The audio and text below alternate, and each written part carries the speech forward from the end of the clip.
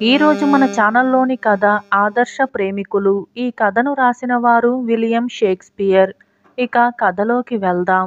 Verona నగరంలో ఒకప్పుడు 2 గొప్ప కుటుంబాలు ఉండేవి. వారి మధ్య పచ్చిగడ్డి వేస్తే బగ్గుమంటూ ఉండేది. ఆ కుటుంబాలకు చెందిన వారే కాక వారి దూరపు బంధువులు, చివరకు వారి నౌకర్లు సైతం ఎక్కడ తారసిల్లితే అక్కడ పోట్లాటలకు తలపడేవారు. ఒక్కొక్కప్పుడు నడి వీధులలో రక్తపాతాలు కూడా జరుగుతూ ఉండేవి. ఇలా ఈ తగాదా ఆ వంశాల మధ్య అనాదిగా ఉండి ఎంతకు సమసిపోయేటట్టుగా కనపడలేదు. ఈ 2 ఇళ్లలోనూ ఒక ఇంట జూలియట్ అనే పిల్ల ఉండేది. ఆమె అపురూప సౌందర్యవతి. తండ్రికి ఒక్కతే కుమార్తె, పెద్ద ఆస్తికి వారసురాలు. రెండవ ఇంటికి చెందినవాడు రోమియో. ఇతను రోజలిస్ అనే గొప్ప ఇంటి కన్యను ఒకామెను ప్రేమించి ఆమె చేత నిరాకరించబడి నిద్రాహారాలు లేక వెర్రివాడయ్యాడు. ఇదిలా ఉండగా జూలియట్ తండ్రి ఒక బ్రహ్మాండమైన విందు వినోదాన్ని ఏర్పాటు చేసి రోమియో ఇంటివారిని తప్ప మిగిలిన వెరోనా నగరవాసులందరినీ సకుటుంబంగా ఆహ్వానించాడు. రోమియో మిత్రుడొకడు బెన్వోలియో అనేవాడు రోమియోతో ఇలా చెప్పాడు: వెరోనా నగరంలో నీ రోజలీనాను తలదన్నే అందగత్తెలు ఎంతోమంది ఉన్నారు. ఇవాళ మనం మారువేషాలతో విందుకు వెళితే అందరినీ చూడవచ్చు అని అన్నాడు.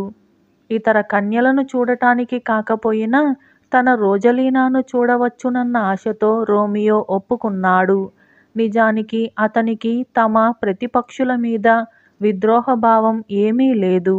అతను బెన్వోలియోను, మోర్కుషియో అనే మరొక మిత్రుణ్ణి వెంట తీసుకొని కళ్ళమీదుగా గంతలు కట్టుకొని విందుకు వెళ్ళాడు. విందులో నృత్యాలు చేసేవారు కళ్ళమీద అలాంటి గంతలు కట్టుకోవటం ఆచారం. అక్కడ నృత్యం జరుగుతూ ఉండగా రోమియో మొట్టమొదటిసారి జూలియట్ను చూసి ఆమె అందానికి ముగ్ధుడైపోయి ఆమెను ప్రేమించటం ప్రారంభించాడు. నృత్యం అయిపోగానే అతను జూలియట్ ఉన్న చోటికి వెళ్ళి స్వతంత్రంగా ఆమె చెయ్యి పట్టుకొని ఆమెకు తన ప్రేమను తెలియజేశాడు. కానీ తానెవరో చెప్పలేదు. అయితే రోమియో రహస్యం దాగలేదు. జూలియట్ బంధువర్గానికి చెందిన టైబాల్ట్ అనేవాడు గొంతును పట్టి రోమియోను గుర్తించి అతనిపై కత్తి దూశాడు. కానీ జూలియట్ తండ్రి అతన్ని వారిస్తూ, ఇంతమంది ఉత్సాహంలో ఉన్న సమయంలో రక్తపాతం చేసి రసాభాస చెయ్యకు అని మందలించాడు. దుడుకువాడైన టైబాల్ట్, ఈసారి రోమియో నాకు చిక్కని వాడి ప్రాణాలు తీస్తాను అని శపథం చేశాడు. అర్ధరాత్రికి విందు ముగిసి అతిథులు వెళ్ళిపోసాగారు. రోమియో కూడా బయటికి వచ్చాడు. కానీ అతని పంచప్రాణాలు జూలియట్ వెంటనే ఉన్నాయి. ఆమెకు దూరంగా వెళ్ళిపోవటం అతనికి అసంభవంగా తోచింది. అతను జూలియట్ ఇంటి వెనక భాగంలో ఉండే ప్రహరీ గోడ దూకి అక్కడ ఉండే తోటలోకి ప్రవేశించాడు. మరికొంచెం సేపటికి జూలియట్ ఒక కిటికీ వద్దకి వచ్చి నిలబడింది. రోమియో తనను గురించి ఆలోచిస్తున్నట్టే ఆమె కూడా అతన్ని గురించే ఆలోచిస్తూ ఉంది. రోమియో, మాకు శత్రువు అయిపోయావెందుకు? నా కోసమైనా నీవు మరొక మనిషివైపోరాదా అని ఆమె పైకే మాట్లాడుకోవటం రోమియో విని పొంగిపోయాడు. అతను ఆమెను సమీపించి ఆమెను పలకరించాడు. జూలియట్ ఎంతో కంగారు పడుతూ, నిన్ను చూస్తే మా వాళ్ళు చంపేస్తారు అని అన్నది. చంపని, వారి కత్తుల కంటే నీ కళ్ళు నాకు ఎక్కువ హాని చేశాయి అన్నాడు రోమియో.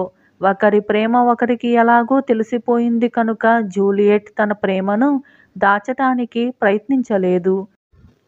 రేపు నౌకరు ద్వారా కబురు చేసి మన పెళ్ళి ఎప్పుడు, ఎక్కడ జరిగేది తెలిసినట్లయితే నేను నీ దాన్ని అవుతాను అని అన్నదామె. తెల్లవారుతూనే రోమియో ఒక మత గురువు వద్దకు వెళ్ళాడు.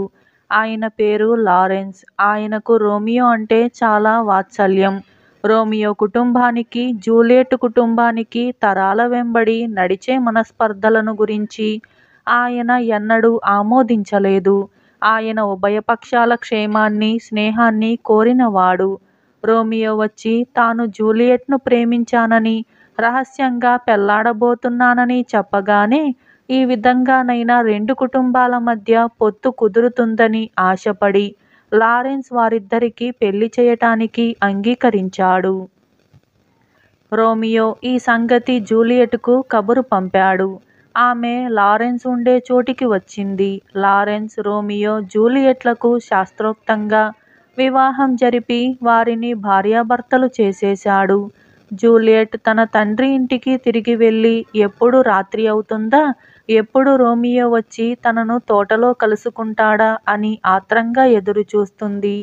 రోమియో జూలియట్ల పెళ్లి జరిగిన రోజు మధ్యాహ్నమే ఒక దుర్ఘటన జరిగింది.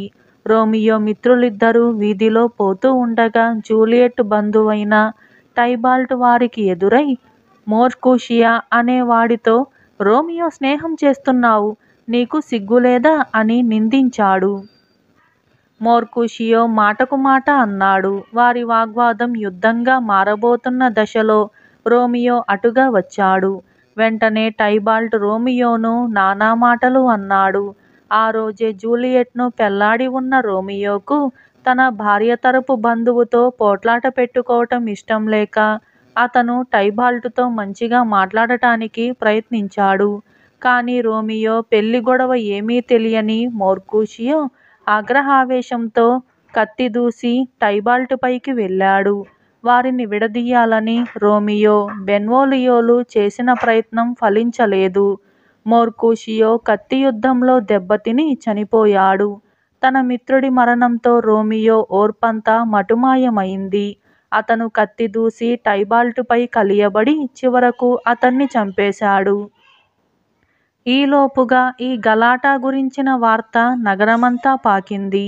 అక్కడికి వెరోనా ప్రభువు, రోమియో, జూలియట్ల తండ్రులు, వారి భార్యలు, అనేక మంది సాధారణ పౌరులు వచ్చి పెద్ద గుంపుగా గుమిగూడారు. జూలియట్ తరపు వారు రోమియోను కఠినంగా శిక్షించమని ప్రభువును వేడుకున్నారు. మోర్కూషియోను చంపినందుకు టైబాల్టుకు ఎలాగో మరణదండన పడవలసినదే కనుక అతన్ని చంపినందుకు రోమియోను శిక్షించనవసరం లేదని రోమియో పక్షం వారు అన్నారు. ప్రభువు ఎవరి సలహా కూడా పాటించక మర్నాడు తెల్లవారే లోపుగా వెరోనా నగరం విడిచి వెళ్ళమని రోమియోకు ఉత్తర్విచ్చాడు. వెళ్ళని పక్షంలో అతనికి మరణశిక్షణ పడుతుంది. ప్రభువు ఈ ఉత్తర్విచ్చినప్పుడు రోమియో లారెన్స్ వద్ద ఉన్నాడు. ఈ ఉత్తర్వు మాట వినగానే అతను, నాకు జూలియట్ లేని చోటు నరకంతో సమానం, వెరోనా నగరం విడిచి ఎలా వెళ్ళను అని వాపోయాడు. లారెన్స్ అతన్ని మందలిస్తూ, నీ అదృష్టానికి సంతోషించు, యుద్ధంలో టైబాల్ట్ నిన్ను చంపలేదు, అతన్ని చంపినందుకు ప్రభువు నీకు మరణదండన విధించలేదు, నీ అదృష్టం బాగుంది అని అన్నాడు. నేను ఈ రాత్రి జూలియట్తో గడిపి తెల్లవారేలోపుగా మాంటువా నగరానికి వెళ్ళిపోతాను. అవకాశం చూసి మీరు మా పెళ్లి మాట బయట పెట్టండి. ఆ సంగతి తెలిసి మా కుటుంబాలు తమ ద్వేషాన్ని విడిచిపెట్టి స్నేహం చెయ్యవచ్చు. అప్పుడు ప్రభువుగారు కూడా నాకిచ్చిన శిక్షను ఉపసంహరిస్తారు. నేను తిరిగి వెరోనా నగరానికి వచ్చి జూలియట్తో హాయిగా కాపురం చేస్తాను అన్నాడు రోమియో. రోమియో వెరోనా నగరాన్ని విడిచిపోయిన కొద్ది రోజులకే జూలియట్ తండ్రి ఒక మంచి సంబంధం తెచ్చాడు. వరుడు చాలా గొప్ప వంశానికి చెందినవాడు, యువకుడు, అన్ని విధాల జూలియట్కు తగినవాడు. జూలియట్కు అది వరకే పెళ్లి అయిపోయిందని తండ్రి ఎరగడు. తండ్రి సంబంధం గురించి చెప్పగానే జూలియట్ కంగారు పడి తనకింకా పెళ్లి ఈడు రాలేదని అన్నది. తమ బంధువైన టైబాల్ట్ చనిపోయి ఎన్నో రాజులు కాకుండానే పెళ్లి జరపటం ఉచితంగా ఉండదని అన్నది. ఇలా నోటికి వచ్చిన అభ్యంతరాలన్నీ చెప్పింది. ఆమె అభ్యంతరాలు విని మండిపోయి ఆమె తండ్రి, వచ్చే గురువారమే పెళ్లి, అందుకు సిద్ధంగా ఉండు అని నిష్కర్షగా చెప్పాడు. ఏమీ చెయ్యటానికి తోచక జూలియట్ లారెన్స్ వద్దకు వెళ్ళి సలహా అడిగింది. ఒక చిన్న అఘాయిత్యమైన పని చేస్తే నీకీ పెళ్లి బెడద తప్పుతుంది. అలాంటి పని చేసే సాహసం నీకు ఉందా అని లారెన్స్ అడిగాడు. నా భర్త కోసం సమాధి కమ్మన్నా అవుతాను అన్నది జూలియట్. అయితే నువ్వు ఇంటికి వెళ్ళి పెళ్లికి సమ్మతించి ఉత్సాహంగా ఉండు. పెళ్లికి ముందు రాత్రి నేనిచ్చే మందు తాగేయి. దాని ప్రభావం వల్ల నువ్వు చనిపోయిన దానిలాగా అయిపోయి తిరిగి 42 గంటల అనంతరం నిద్ర నుంచి లేచినట్టుగా లేచి కూర్చుంటావు అన్నాడు లారెన్స్. జూలియట్ గుండె రాయి చేసుకొని లారెన్స్ చెప్పిన ప్రకారమే చేసింది. ఆమె తాను తెచ్చిన వరుణ్ణి పెళ్లాడటానికి ఒప్పుకోవటం చూసి తండ్రి సంతోషించాడు. బుధవారం రాత్రి ఆమె లారెన్స్ ఇచ్చిన మందు తాగేసింది. పెళ్లి రోజు ఉదయం జూలియట్ను చూసి ఆమె బంధువులు చనిపోయిందని అనుకున్నారు. పెళ్లి సంబరమంతా ఆర్తనాదాలుగా మారింది. పెళ్లి చెయ్యవచ్చిన పురోహితుడు జూలియట్కు అంత్యక్రియలు జరిపించాడు. జూలియట్ శరీరాన్ని శ్మశానానికి తీసుకుపోయి వారి కుటుంబానికి చెందిన వారి శవాల నుంచే సమాధి గృహంలో పెట్టి తలుపులు మూశారు. జూలియట్ తానిచ్చిన మందు తాగిందని తెలియగానే లారెన్స్ రోమియోకు జరిగిన వాస్తవం తెలియపరచటానికి అతని వద్దకు ఒక మనిషిని పంపాడు. కానీ దురదృష్టవశాత్తు ఆ మనిషి వచ్చి చేరే లోపనే జూలియట్ మరణ వార్త రోమియోకు తెలియవచ్చింది. అతను వెంటనే ఒక పేద వైద్యుడికి బాగా డబ్బు ఇచ్చి కొంత విషం కొని వాయువేగంతో వెరోనాకు వచ్చి నేరుగా సమాధిని సమీపించాడు. ఆ సమయంలో అక్కడికి కొత్త పెళ్లి కొడుకు కూడా వచ్చాడు. ఇద్దరికి ఘర్షణ జరిగింది. వారిద్దరూ కత్తులు దూసి పోరాటంలో కొత్త పెళ్లి కొడుకు కాస్త మరణించాడు. ఇదంతా దూరం నుంచి గమనించిన నౌకరొకడు జూలియట్ తండ్రి ఇంటికి వెళ్ళి తాను చూసిన సంగతి చెప్పాడు. ఈ లోపల రోమియో సమాధిలోకి ప్రవేశించి తన భార్యను చూసి ఆమె నిజంగా చనిపోయిందని అనుకున్నాడు. ఆమె కొద్ది క్షణాలలో లేవబోతున్నదని తెలియక తాను తెచ్చుకున్న విషాన్ని మింగి ఆమె పక్కనే చచ్చి పడిపోయాడు. కాసేపటికి జూలియట్ లేచింది. తన భర్త శవాన్ని చూసింది. ఒక చాకుతో ఆమె ఆత్మహత్య చేసుకొని తన భర్తను చేరుకుంది. అందరూ పరిగెత్తుకుంటూ వచ్చేసరికి అంతా అయ్యేపోయింది. తమ అనర్థపు విద్వేషాల వల్లనే రత్నాల వంటి రోమియో జూలియట్లు అకాల మరణం పాలయ్యారని గ్రహించి ముసలివాళ్లు బుద్ధి తెచ్చుకున్నారు. ఎంతో నరబలి అయ్యాక ఆ కుటుంబాల మధ్య సఖ్యత ఏర్పడింది. ఇలా ఆదర్శ ప్రేమికులు అనే ఈ కథ సమాప్తమైంది. పిసినారి దానగుణం. ఈ కథను రాసిన వారు డాక్టర్ బిఎస్ఎన్ మూర్తి. ఇక కథలోకి వెళ్దాం. రామాపురంలో ప్రతాపరాయుడు అనే జమీందారు ఉండేవాడు. ఆయన పరమ పిసినారిగా చుట్టుపక్కల గ్రామాల్లో పేరు పొందాడు. ఆయనకు వృద్ధాప్యం వచ్చాక కొంచెం పాపభీతితో పాటు దైవచింతన కలిగింది. ఒకసారి రామాపురానికి ఒక సన్యాసి వచ్చాడు. ప్రతాపరాయుడు ఆయన దర్శనం చేసుకొని తాను చనిపోయాక పుణ్యగతులు కలిగేందుకు ఏం చెయ్యాలో చెప్పవలసిందిగా కోరాడు. సన్యాసి ఆయనకు విరివిగా దానధర్మాలు చెయ్యమని సలహా ఇచ్చాడు. సరే, అలాగే చేస్తానని ప్రతాపరాయుడు ఇంటికి తిరిగి వచ్చాడు. సన్యాసితో జమీందారు అన్న మాటలు ఆ సమయంలో అక్కడ ఉన్న ఒక పేద బ్రాహ్మణుడు విన్నాడు. అతను మర్నాటి ఉదయం జమీందారు ఇంటికి వెళ్ళాడు. అప్పుడు జమీందారు ఒక వాలు కుర్చీలో కూర్చొని ఉన్నాడు. ఆయన విలువైన పట్టు వస్త్రాలు ధరించి మెడలో బంగారు గొలుసుతో 5 వేళ్లకు వజ్రాల పొడి ఉంగరాలతో కనిపించేసరికి పేద బ్రాహ్మణుడికి తనకేదో మంచి దానం లభిస్తుంది అన్న ఆశ కలిగింది. జమీందారు పేద బ్రాహ్మణుడికేసి చూసి అతడు వచ్చిన పని గ్రహించి మర్నాడు రమ్మన్నాడు. మర్నాడు జమీందారింటికి వచ్చిన బ్రాహ్మణుడు ఆయన్ను చూసి చాలా ఆశ్చర్యపోయాడు. ఇప్పుడు జమీందారు సాదా దుస్తులు ధరించి ఉన్నాడు. ఒంటి మీద ఆభరణాలు లేవు. ఆయన బ్రాహ్మణుణ్ణి నవ్వుతూ పలకరించి, ఒకరు ఎక్కువ ఒకరు తక్కువ అన్న భావం నాకు నచ్చలేదు. అందుచేత నేను జమీందారీ పద్ధతులని వదిలేసి నీలాగా సామాన్య పౌరుడిలాగా బ్రతకదలిచాను. ఇప్పుడు నువ్వు నేను ఒకటే, అందుచేత నీకు దానం చెయ్యటం అన్న ప్రసక్తే లేదు అని అన్నాడు. పేద బ్రాహ్మణుడు వినయంగా, మీరు వేషం మార్చిన ఆస్తి మీది కాకుండా పోదు కదా, అందువల్ల మీరు తప్పకుండా నాకన్నా గొప్పవారు కనుక నాకు ఏదైనా దానమిచ్చి అనుగ్రహించాలి అని అన్నాడు. జమీందారు ఒక్క క్షణం తలాడిస్తూ ఊరుకొని బ్రాహ్మణుణ్ణి రేపు రమ్మన్నాడు. మర్నాడు వచ్చిన బ్రాహ్మణుడు జమీందారును చూసి మరింతగా ఆశ్చర్యపోయాడు. ఇప్పుడు జమీందారు కాషాయ వస్త్రాలు ధరించి ఉన్నాడు. ఆయన బ్రాహ్మణుడితో, నేను సన్యాసం పుచ్చుకున్నాను. ఈ ప్రపంచంలో డబ్బుకు నాకు సంబంధం లేదు అని అన్నాడు. మరి మీ ఆస్తి అంతా ఏం చేశారు అని అడిగాడు పేద బ్రాహ్మణుడు. నేను వదిలేశాక అది నా కుమారులకే చెందుతుంది కదా అన్నాడు జమీందారు. అందులోనే కొంచెం దానమివ్వండి అంటూ బ్రాహ్మణుడు చేతులు చాచాడు. నేనెలా ఇచ్చేది దానం చేసేటందుకు? నా దగ్గరేముంది కనుక అన్నాడు జమీందారు. పోని తమ కుమారులనే అడుగుతాను అంటూ పేద బ్రాహ్మణుడు ముందుకు వెళ్ళబోయాడు. జమీందారు అతన్ని వారిస్తూ, వాళ్ళు నా నుంచి తమకు సంక్రమించిన ఆస్తిలో దానం లాంటి వృధా ఖర్చులు చెయ్యమని ప్రతిజ్ఞ చేశారు. వాళ్ళు తండ్రికిచ్చిన మాట జవదాటరు అని అన్నాడు. పేద బ్రాహ్మణుడు పెద్దగా నిట్టూర్చి అక్కడ్నించి వెనుదిరిగాడు. ఇది జరిగాక ఇక యాచకులు తన దగ్గరకు రారన్న ధీమాతో జమీందారు ఆ రాత్రి హాయిగా నిద్రపోయాడు. ఇలా పిసినారి దానగుణం అనే ఈ కథ సమాప్తమైంది. అలాగే మరొక కథ వింత పక్షి. ఇది అరేబియా కథ. పర్షియా దేశంలోని షిరాజ్ నగరం గొప్ప వర్తక కేంద్రమే కాక ముఖ్యమైన యాత్రా స్థలం కూడా. అందువల్ల నగరానికి వివిధ ప్రాంతాల నుంచి ప్రజలు వస్తూ ఉండేవాళ్ళు. అలా నగరం చేరేవారు ఒక అరణ్యం గుండా ప్రయాణం చేయవలసి ఉండేది. అక్కడ తరచుగా వాళ్లకు ఒక వింత పక్షి కనపడుతూ ఉండేది.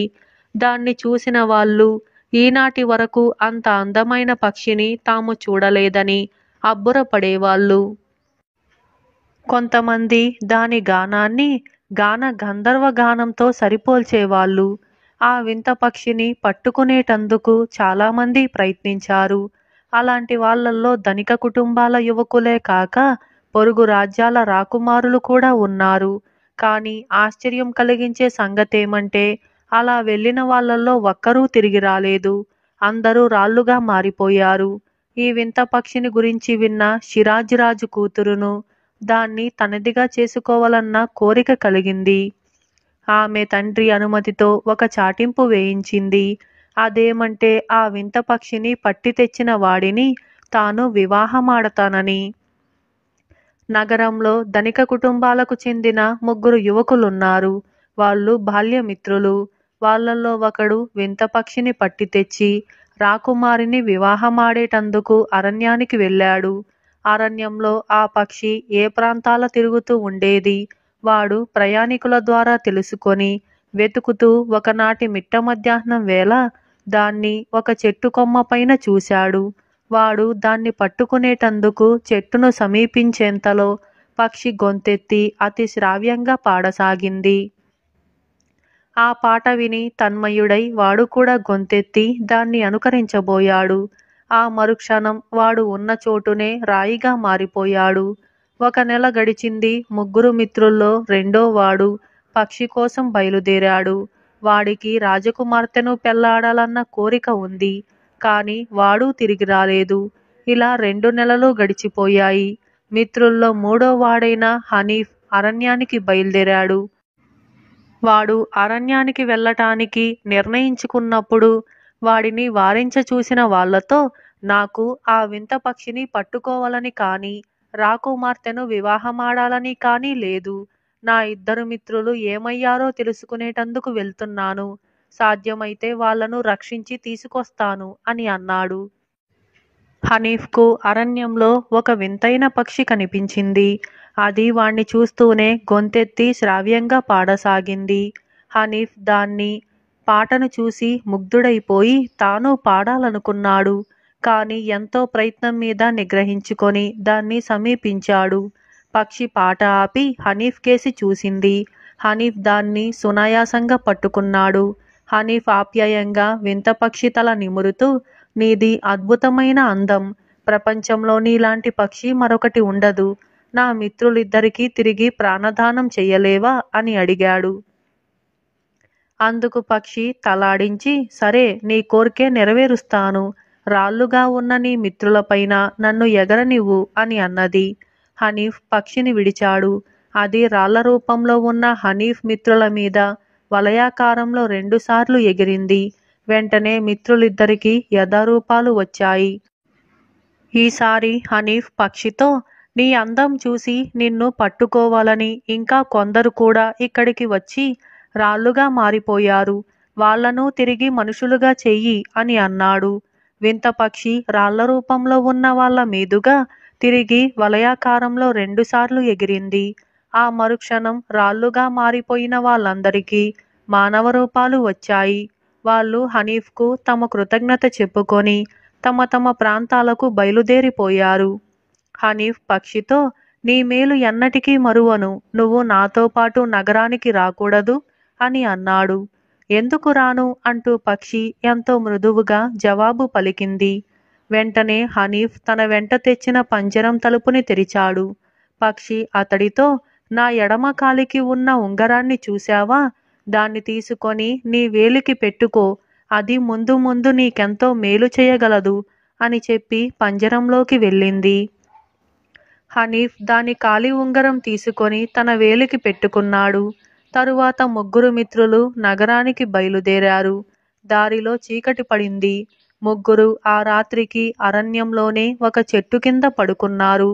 ఒక రాత్రివేళ హనీఫ్ మంచి నిద్రలో ఉండగా దుష్టులైన అతని మిత్రులిద్దరూ కూడబలుక్కొని హనీఫ్ కాళ్ళు చేతులు బంధించి దాపులో ఉన్న ఒక పాడుబడిన బావిలో పడేశారు.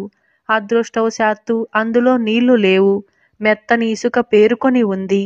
హనీఫ్కు దెబ్బలు తగల్లేదు, కానీ పడిన పాటుకు మూర్ఛపోయాడు. పావుగంట తరువాత హనీఫ్కు స్పృహ వచ్చి కళ్ళు తెరిచాడు. అతని పక్కన నల్లగా ఉన్న భూతం ఒకటి కూర్చొని ఉంది. హనీఫ్ ఒక క్షణకాలం పాటు భయకంపితుడై అంతలోనే తేరుకొని, ఎవరు నువ్వు అని భూతాన్ని అడిగాడు. నేను నీ వేలికి ఉన్న ఉంగరంలోని భూతాన్ని. నువ్వు బావిలో పడుతున్నప్పుడు ఉంగరం బావి రాళ్లకు గీసుకుంది. అందువల్ల నేను ప్రత్యక్షమయ్యాను. నీ ఆజ్ఞ కోసం ఎదురు చూస్తున్నాను అన్నది నల్లభూతం. నన్ను బావిలోంచి పైకి తీసుకుపో అన్నాడు హనీఫ్. వెంటనే భూతం అతన్ని బావిలో నుంచి బయటికి తెచ్చింది. హనీఫ్ భూతంతో, నేను వెంటనే నగరం చేరాలి, స్వారీ చేసేందుకు గుర్రంగా మారు అని అన్నాడు. నల్లభూతం గుర్రంగా మారి హనీఫ్ను నగరం చేర్చింది. ఆ సమయాన రాజభవనంలో వేడుకలు జరుగుతున్నాయి. అందుకు కారణం రాకుమారికి వింత పక్షి బహుకరణ జరగటం. అయితే రాజభవనం ముందు హనీఫ్ మిత్రులిద్దరూ పోట్లాడుకుంటున్నారు. వాళ్ళు రాజుతో, ఆ పక్షిని నేను పట్టుకున్నానంటే నేనని చెబుతున్నారు. రాజుకు ఏం చేయాలో పాలుపోవటం లేదు. హనీఫ్ రాజును సమీపించి, ప్రభు, ఆ పక్షినే అడగండి, నిజం తెలిసిపోతుంది అని అన్నాడు. హనీఫ్ను చూసి అతడి దుష్ట స్నేహితులిద్దరూ నిలువెల్లా వణికిపోయారు. ఆ పక్షి మాట్లాడటం లేదు, అది వచ్చిన చిక్కు అన్నాడు రాజు చిరాకుగా. ఆ పక్షిని నా దగ్గరకు తెప్పించండి, తప్పక మాట్లాడుతుంది అన్నాడు హనీఫ్. రాకుమారి మందిరం నుంచి పక్షిని తీసుకొచ్చారు. హనీఫ్ దానితో, అరణ్యంలో నిన్నెవరు పట్టుకున్నారో నిజం చెప్పు అని అన్నాడు. పంజరంలో ఉన్న వింత పక్షి వెంటనే, నాకు స్వేచ్ఛ ఇవ్వండి, పంజరంలో ఉండగా నేను ఏ ప్రశ్నకు జవాబు చెప్పలేను అని అన్నది. వింత పక్షిని పంజరం నుంచి వదలటానికి రాజకుమార్తె అనుమతి కోరారు. నిజంగా దాన్నెవరైతే పట్టి తెచ్చారో అతన్నే ఆమె పెళ్లాడవలసి ఉన్నది. అందువల్ల రాజకుమార్తె పక్షి కోరినట్టుగా దాన్ని పంజరం నుంచి వదలటానికి ఒప్పుకుంది. నౌకరు పంజరం తలుపు తెరవగానే వింత పక్షి ఎగిరి హనీఫ్ భుజం మీద కూర్చొని, నన్ను అరణ్యంలో పట్టుకున్నది నువ్వే, నువ్వే అంటూ 2 సార్లు పలికింది. పక్షి అలా అనగానే హనీఫ్ మిత్రులిద్దరూ అక్కడి నుంచి పారిపోజూశారు. కానీ రాజుగారి భటులు వాళ్లను తరిమి పట్టుకున్నారు. రాజు వాళ్లకేసి పళ్ళు కొరుకుతూ చూసి, ఈ దుర్మార్గుల తలలు నరకండి అంటూ భటులకు ఆజ్ఞ ఇచ్చాడు. హనీఫ్ రాజుతో, ప్రభు, వీళ్లను క్షమించి వదలండి. అరణ్యంలో బండరాళ్లుగా పడి ఉన్న వీళ్లకు నేను ప్రాణదానం చేశాను. వాళ్ల దుర్మరణం నాకు బాధ కలిగించింది అని అన్నాడు. హనీఫ్ ఇలా కోరగానే రాజు ఆ 2 దుష్టులని విడిచిపుచ్చవలసిందిగా భటులను ఆజ్ఞాపించాడు. వింత పక్షి హనీఫ్ భుజం మీది నుంచి రెక్కల్లల్లే దాడి చేసి అరణ్యం కేసి రివ్వున ఎగిరిపోయింది. రాజకుమార్తెతో హనీఫ్ వివాహం వైభవంగా జరిగింది. ఆ తరువాత అతడు రాజకుమార్తె సంవత్సరానికి ఒకసారి వింత పక్షిని చూసేందుకు అరణ్యానికి వెళ్ళేవాళ్ళు. అయితే ఆ పక్షి శ్రావ్యంగా పాడటం మొదలుపెట్టాక ఆనందం కొద్దీ దానితో పాటు పాడకుండా తగు జాగ్రత్తతో ఉండేవాళ్ళు. ఇలా వింత పక్షి అనే ఈ కథ సమాప్తమైంది. అలాగే మరొక కథ పుకారు. ఈ కథను రాసిన వారు జొన్నలగడ్డ రామలక్ష్మి. ఇక కథలోకి వెళ్దాం. ఏదైనా ముఖ్య విశేషముంటే దాన్ని అందరికన్నా ముందుగా తాను తెలుసుకొని అందరికీ చెప్పాలని సూరప్ప ఆరాటం. ఆ తొందరలో వాడు చాలాసార్లు తప్పుడు వార్తలు ప్రచారం చేయటం వల్ల వాడి మాటలు ఎవరు నమ్మేవారు కారు. ఇది సూరప్పకు చాలా బాధ కలిగించింది. కానీ వాడు తన మీద లోకులకు గల అభిప్రాయాన్ని మార్చటానికి చేసిన ప్రయత్నాలు ఫలించలేదు. ఒకరోజు ఊళ్ళో ఏదో గొడవ జరిగింది. అలాంటి గొడవలను పరిష్కరించటంలో పొరుగురి కరణం గారికి మంచి పేరుంది. అందుకని ఊళ్ళో వాళ్ళు ఆయనకు కబురు చేస్తే మర్నాడు ఉదయం వస్తానని ఆయన చెప్పి పంపాడు. గొడవ పడిన ఇరుపక్షాల వాళ్ళు మర్నాడు ఉదయం పొరుగురి కరణం గారి కోసం ఒక చోట చేరి చాలాసేపు ఎదురుచూశారు. ఎందువల్లనో ఆయన ఎంతకూ రాలేదు. చివరకు రెండు పక్షాల వాళ్ళు తమ తమ ఇళ్లకు వెళ్ళిపోయారు. పొరుగురి కరణం అన్నమాట తప్పే మనిషే కాదు. ఆయన రాకపోవటానికి ఏదో పెద్ద కారణమే ఉంటుంది. అదేమిటో అందరికన్నా తనే ముందుగా తెలుసుకొని అందరికీ చెప్పాలని సూరప్ప ఆరాటపడి మండుటెండను భోజనం వేళను కూడా లక్ష్య పెట్టకుండా పొరుగురుకు బయలుదేరాడు. ఊరి వెలుపలనే సూరప్పకు ఒక శవం ఎదురైంది. దారిలో కనిపించిన ఒక మనిషితో వాడు, ఎవరిదా శవం, మామూలు మనిషిదిలాగా లేదే అని అన్నాడు. ఈ ఊళ్ళో ఉండే ఒక గొప్పవాడిది అన్నాడా మనిషి. ఈ ఊళ్ళో గొప్పవాడెవరు అని సూరప్ప ఆ మనిషిని మళ్ళీ అడిగాడు. మా కరణం గారి కన్నా ఈ ఊళ్ళో గొప్పవాడెవరున్నారు అని ఆ మనిషి జవాబు చెప్పాడు. సూరప్పకు అంతా అర్థమైపోయింది. పాపం ఆ ఊరి కరణం గారు పోయాడు. అందుకే ఆయన ఈ ఉదయం తగువు తీర్చటానికి తమ ఊరికి రాలేకపోయాడు.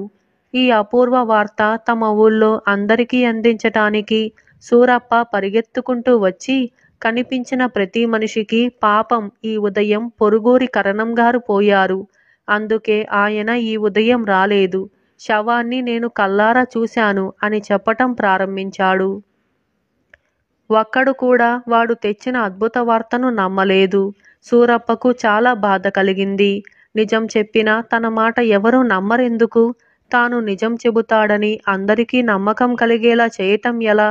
అయ్యా కరణం గారు పోయినందుకు మన ఊరి పెద్దలు కొందరు వెళ్ళి పరామర్శించి రావటం అవసరం కూడా కనుక వెంటనే బయలుదేరండి. నిజం మీకే తెలుస్తుంది అన్నాడు సూరప్ప. అలా అన్నప్పటికీ వాడి మాటలు ఎవరూ పట్టించుకోలేదు. ఆ ఊరి కరణం గారి శవాన్ని చూశానంటున్నావు కదా, ఆ కరణం గారు అసలు ఎలా ఉంటారో నువ్వెప్పుడైనా చూశావురా అని కొందరు సూరప్పను అడిగారు. అంత గొప్పవాడు పోతే ఆ వార్త తెలియటానికి శవాన్ని గుర్తించాలా అన్నాడు సూరప్ప. తనతో పాటు చచ్చిపోయిన కరణం గారికి కూడా తన గ్రామస్తులు తీరని అన్యాయం చేస్తున్నారు. అందుచేత ఆ పొరుగురికి చెందిన వాణ్ణి ఒకణ్ణి పిలుచుకువచ్చి చెప్పిస్తే తన పైన తన గ్రామం వాళ్లకున్న దురభిప్రాయం వెంటనే పోతుంది. ఇలా అనుకొని సూరప్ప మరోసారి పొరుగురికి బయలుదేరాడు. దారిలో వాడికి ఒక పెద్ద మనిషి ఎదురయ్యాడు. ఆయన ఫలానా గ్రామం నుంచి వస్తున్నట్టుగా అడిగి తెలుసుకొని, ఈ ఉదయం మీ గ్రామ కరణం గారు చనిపోయారని కనీసం మీరైనా నమ్ముతారుగా అన్నాడు సూరప్ప. నమ్మనుగాక నమ్మను అన్నాడాయన. ఎందుకు నమ్మరు అన్నాడు సూరప్ప ఆశ్చర్యంగా. నేనే ఆ గ్రామ కరణాన్ని కనుక అని అన్నాడాయన. సూరప్ప నిశ్చేత్తుడయ్యాడు. వాడు ఎలాగూ తేరుకొని ఆ ఉదయం తనకు ఇంకొక మనిషికి జరిగిన సంభాషణ అంతా కూడా చెప్పేశాడు. అకస్మాత్తుగా ఇవాళ ఉదయం మా ఊరి పెద్ద షావుకారు పోవటం వల్ల మీ ఊరు రాలేకపోయాను. మా ఊళ్ళో నీకు తగ్గవాడు ఒకడున్నాడు. వాడు అబద్ధం చెప్పకుండానే వినేవాడికి అబద్ధం స్ఫురించేటట్టుగా చెప్పగలడు. చచ్చిపోయిన వాడు గొప్పవాడన్నాడు. ఊళ్ళో నేను గొప్పవాణ్ణని అన్నాడు. ఈ రెండు నువ్వు జోడించుకొని నేనే చనిపోయానని అనుకున్నావు. నువ్వు వాడి సంగతి తెలియక నమ్మావు, కానీ మా ఊళ్ళో వాడి మాట ఎవరూ నమ్మరు అన్నాడు పొరుగురి కరణం గారు. సూరప్పకు జ్ఞానోదయం అయింది. అబద్ధం స్ఫూరించేటట్టుగా నిజం చెప్పేవాణ్ణే ఎవరూ నమ్మరంటే, నిజం తెలుసుకోకుండానే గ్రామంలో వార్తలు చెప్పే తనను ఎవరూ నమ్మకపోవటంలో ఆశ్చర్యమేముంది? ఇలా పుకారు అనే ఈ కథ సమాప్తమైంది. వివై థాట్స్ ఛానల్లోకి శ్రోతలందరికీ స్వాగతం. ఇవాల్టి మన ఛానల్లోని కథ 4 పిశాచాలు. ఈ కథను రాసిన వారు ఏ. ఉమాపతి. ఇక కథలోకి వెళ్దాం. ఒక గ్రామం చివర ఒక పాత సత్రం ఉండేది. అందులో పిశాచాలు ఉంటాయని, రాత్రివేళ ఎవరైనా ఆ సత్రంలో ఉంటే వాళ్లను అవి చంపేస్తాయని ప్రతీతి ఉండేది. ఆ ఊళ్ళోనే నల్లమందుబాయి ఒకడు ఉండేవాడు. వాడు చిలుములో నల్లమందు వేసి పీల్చి ఆత్మానందంలో మునిగి తేలుతూ ఉండేవాడు. నల్లమందు కొనటానికి డబ్బు లేనప్పుడు మాత్రమే వాడు ఏదైనా పని చేసేవాడు. చేసిన పనికి కూలి డబ్బులు చేతిలో పడగానే వెళ్ళి నల్లమందు కొని దాన్ని తన చిలుము గొట్టంలో వేసి పీల్చి తిరిగి ఆనంద సాగరంలో తేలిపోయేవాడు. ఒకనాటి సాయంకాలం వేళ వాడి దగ్గర ఉన్న నల్లమందు అంతా అయిపోయింది. కొందామంటే దగ్గర డబ్బు లేదు. ఎక్కడైనా పని ఏదన్నా చేద్దామన్నా ఎటుగాని సమయమైంది. అందుచేత వాడు వీధిన పడి అందరినీ పీడించసాగాడు. నా చిలుముకు ఇంత నల్లమందు ఇప్పించండి, మీరేది చేయమంటే అది చేస్తాను అని అన్నాడు. ఎవరు వాడి మొర ఆలకించనే లేదు. కానీ కొందరు కుర్రాళ్ళు వాణ్ణి ఏడిపించాలనుకొని, ఒరేయ్, నువ్వీ రాత్రి సత్రంలో గడిపావంటే నీ చిలుములో నల్లమందు వేయటమే కాక నీకు భోజనం కూడా పంపిస్తాం అని అన్నారు. నల్లమందు ఇచ్చినట్లయితే వాడు ఆ రాత్రి కాలాన్నంతా నరకంలో గడపమన్నా గడుపుతానని అన్నాడు. యువకులు తమలో తాము నవ్వుకొని నల్లమందుబాయి చిలుము నిండా నల్లమందు నుంచి రాత్రికి భోజనం కూడా మూటగట్టి ఇచ్చారు. తరువాత వాళ్ళు వాణ్ణి సత్రం దాకా తీసుకుపోయి లోపలికి పంపి తమ దారిన తాము వెళ్ళిపోయారు. నల్లమందుబాయి ఆసనశుద్ధిగా సత్రంలో కూర్చొని నల్లమందుని అంటించి తాగటం ప్రారంభించాడు. త్వరలోనే వాడు ఆత్మానందంలో మునిగిపోయాడు. వాడు బుర్రలో పిశాచాల ఆలోచనే లేదు. సరిగ్గా అర్ధరాత్రి వేళ 4 పిశాచాలు నిశ్శబ్దంగా సత్రంలోకి ప్రవేశించాయి. తన్మయత్వంలో ఉన్న నల్లమందుబాయి కళ్ళు మూసుకొని ఉండటం చేత వాటిని గమనించకుండా ఉన్నాడు. ఎవడో ఆ రాత్రి వేళ సత్రంలో ఉండటమే పిశాచాలకు ఆశ్చర్యమైంది. వాడు తమను చూసి బెదిరి పారిపోకపోవటంతో వాటి ఆశ్చర్యం రెట్టింపైంది. అవి ఇంకా దగ్గరికి వచ్చి వాడి ముఖంలో ముఖాలు పెట్టాయి. అప్పటికి వాడు కళ్ళు తెరవలేదు. అంతకన్నా కూడా అద్భుతం ఒకటి పిశాచాల కంట పడింది. ఆ మనిషి ఎటువంటి మనిషో కానీ వాడు నిప్పు మింగుతున్నాడు. ఇది చూసి పిశాచాలు కొద్దిగా బెదిరిపోయి వాడికి ఎడంగా జరిగాయి. ఇంతలో నల్లమందుబాయికి ఆకలి పుట్టుకొచ్చింది. వాడు కళ్ళు మూసుకొనే తన పక్కన ఉన్న మూట తీసుకొని తడివి చూశాడు. వాడి చేతికి ముందుగా కాజాలు తగిలాయి. ఒరే బక్కవాడా, నిన్ను ముందు తింటారా అన్నాడు నల్లమందుబాయి. తరువాత వాడి చేతికి లడ్డూ తగిలింది. ఓరి గుండుగాడా, నువ్వున్నావా, నిన్ను తరువాత తింటాను అన్నాడు వాడు. ఆ తరువాత వాడికి కోడిగుడ్డు తగిలింది. నువ్వు కూడా ఉన్నావా బట్టతలవాడా, నిన్ను కూడా గుక్కున మింగేస్తా అని అన్నాడు. చిట్ట చివరకు వాడి చేతికి సేమ్యా లాంటిది తగిలింది. ఒరై పీచు, నీ పని చివరికి చెబుతారా, నిన్ను నమిలి నమిలి తింటా అన్నాడు నల్లమందుబాయి. దురదృష్టవశాత్తు నల్లమందుబాయి నోట వచ్చిన బక్కవాడు, గుండువాడు, బట్టతల, పీచుగాడు అన్న మాటలు ఆ పిశాచాల పేర్లు. మిగిలిన పిశాచాలు వాటిని ఆ పేర్లతోనే పిలిచేవి. నల్లమందుబాయి పైకి అన్న మాటలు విని పిశాచాలు హడలిపోయాయి. వీడు మామూలు మనిషి కాడు. మామూలు మనిషి అయితే ఈ సత్రంలో రాత్రివేళ చేరటానికి ఎన్ని గుండెలుండాలి. అదీ కాక వీడు నిప్పు మింగేస్తున్నాడు. అంతేకాక వాడు మనందరి పేర్లు తెలుసుకున్నాడు. వీడు మనల్ని తినటానికే వచ్చాడు. వీణ్ణి మంచి చేసుకోవటం తప్ప మరొక మార్గం లేదు అని పిశాచాలు నిశ్చయించుకున్నాయి.